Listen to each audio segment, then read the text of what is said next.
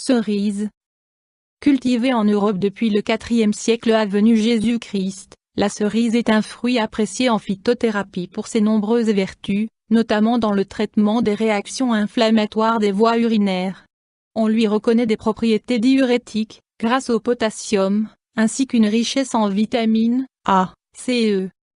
Forme et préparation: tisane, gélule, queue de cerise réduite en poudre, ampoule, décoction, infusion. Propriétés médicinales de la cerise. Utilisation interne. Améliore le fonctionnement intestinal, léger effet laxatif. Apaise les inflammations des voies urinaires, cystite, goutte. Facilite l'évacuation de l'urine, de l'eau et des toxines, propriétés diurétiques et dépuratives. Possède des effets antioxydants et anti-inflammatoires sur le foie et l'estomac, effet régulateur. Utilisation externe. Traitement des peaux sèches, irritées ou fatiguées. Indications thérapeutiques usuelles.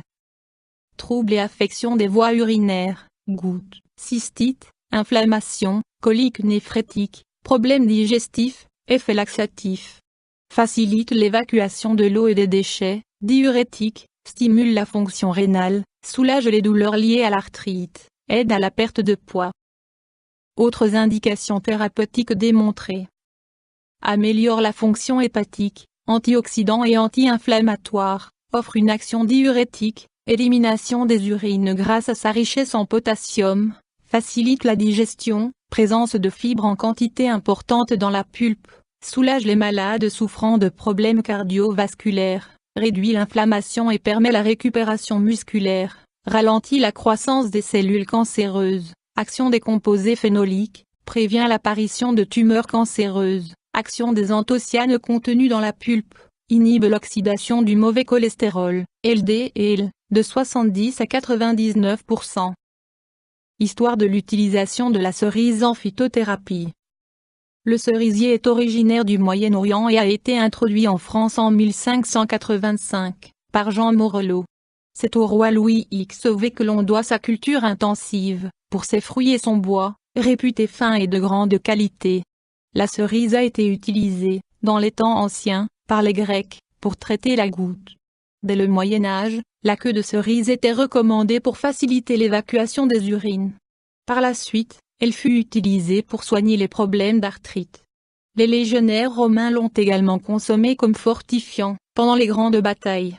Aujourd'hui, la queue de cerise est surtout exploitée dans le traitement des affections urinaires et intestinales. Elle est également employée sous forme de décoction et de tisane, dans les cures d'amaigrissement. L'une des indications les plus répandues concerne son action diurétique et dépurative. Les usages récents de la queue de cerise en phytothérapie concernent le traitement des œdèmes, des calculs urinaires et de l'hypertension légère. Description botanique de la cerise. Le cerisier est une plante de 2 à 8 m de haut, à tronc rectiligne et à port érigé. Son écorce, grise et lisse, se renouvelle par exfoliation. Ses rameaux sont étalés et ses feuilles, dentées, sont vertes, luisantes et de forme ovale. L'inflorescence est une pseudo-ombelle, portant des fleurs blanches. Ses fruits, des drupes, sont pédonculés. Le pédoncule, vert brunâtre et mesurant environ 4 cm, est appelé queue de cerise, rouge et contient un noyau sphérique. Le cerisier se cultive sur des sols ordinaires, non argileux, jusqu'à 1000 m d'altitude. Plante vivace, sa floraison n'a lieu qu'une fois dans l'année, généralement entre le 15 mars et le 15 avril. On peut distinguer 2 types de cerises, les guignes, à pulpe molle et douce, utilisées dans la fabrication du kirsch, et les bigarreaux, à pulpe ferme et croquante, consommées comme fruits de bouche. Composition de la cerise. Parties utilisées. Le pédoncule et la pulpe de cerise sont les parties utilisées en phytothérapie. Principe actif. Flavonoïdes, sel de potassium, composés phénoliques, sorbitol. Les flavonoïdes contenus dans la pulpe de cerise sont, en grande partie, des anthocyanes, agissant comme antioxydants. Ils protègent tissus conjonctifs et articulaires, artères et cellules de l'action nocive des radicaux libres, effets diurétiques et dépuratifs. Les sels de potassium améliorent le fonctionnement des reins et facilitent l'élimination de l'eau et des déchets. Les composés phénoliques sont, majoritairement, des acides hydroxycinnamiques, agissant sur les cellules cancéreuses. Le sorbitol a un léger effet laxatif, par son action stimulante sur la digestion. Utilisation et posologie de la cerise. Dosage. Moins les queues de cerise s'utilisent, le plus souvent, en infusion ou en décoction. Pour une utilisation comme diurétique, il faut tremper une poignée de queues de cerise dans un L d'eau et les laisser macérer toute une nuit. Le matin, on porte l'ensemble à ébullition pendant 4 minutes, puis on laisse infuser environ 20 minutes, hors du feu. On filtre la décoction, à conserver au frais, que l'on peut boire sur 1 ou 2 jours. Moins en gélules, la poudre de queue de cerise se prend au moment des repas, accompagnée d'un grand verre d'eau, à raison de 2 gélules le matin et 2 gélules le midi. En cas de besoin, la dose peut être portée à 5 gélules par jour. Moins pour apaiser les peaux fatiguées, sèches ou irritées, on peut appliquer un masque de pâte de cerise, sans jet de cerise passé au mixeur, pendant 20 minutes environ.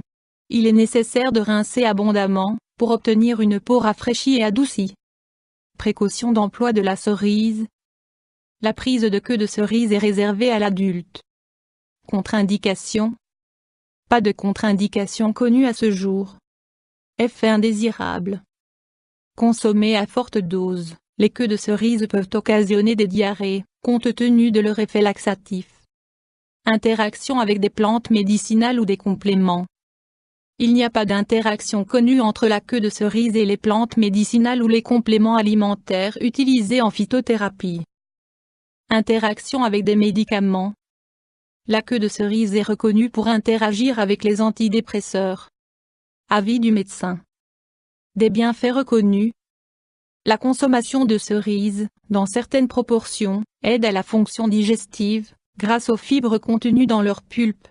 Leur richesse en vitamines permet de prévenir certaines carences, tout en ayant un effet tonique sur l'organisme. La pulpe, tout comme la queue de cerise, a une incidence positive sur la fonction hépatique, de même que sur le fonctionnement du rein. Elle favorise l'évacuation de l'urine, dans les cas de rétention urinaire, et l'élimination des toxines contenues dans le sang. Avertissement. Les cerises ne se conservent pas longtemps après avoir été cueillies. De ce fait, il est recommandé de les consommer fraîches ou de les congeler, après les avoir lavées, pour une conservation de longue durée. Pour la préparation de décoction de queue de cerise, il est préférable de choisir les pédoncules verts, signe de fraîcheur, plutôt que ceux qui ont commencé à brunir. La recherche sur la cerise. Les recherches actuelles se concentrent sur les bienfaits de la cerise, pulpe et pédoncule, dans le traitement de certaines maladies cardiovasculaires et du cancer du côlon. D'autres études portent sur le rôle des flavonoïdes et des composés phénoliques, contenus dans la pulpe, dans la réduction du cholestérol et le traitement des insomnies. YouTube Dr Alabé.